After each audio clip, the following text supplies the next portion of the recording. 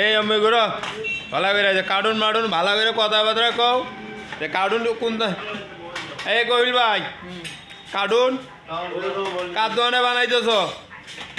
নজরুল ভাই তো আনে কতদিন ধরে কার্টুন বানাইতেছো ভাই 18 সাল থেকে 18 সাল আর এখন চলতেছে 26 সাল জি আচ্ছা ওই কত দোকানে কার্টুন তুমি বিক্রি করতেছো 20 টা দোকানে দেই 20 দোকান কথা জোরে জোরে 20 দোকানে 20 টা 20টা দোকানে আছে খালি কার্টুনই বানাও না আরো কিছু আছে তোমার কাছে আছে আর কি কি দাও ঠোঙা দাও নাকি সব প্যাকেট সব তোমার ঠোঙা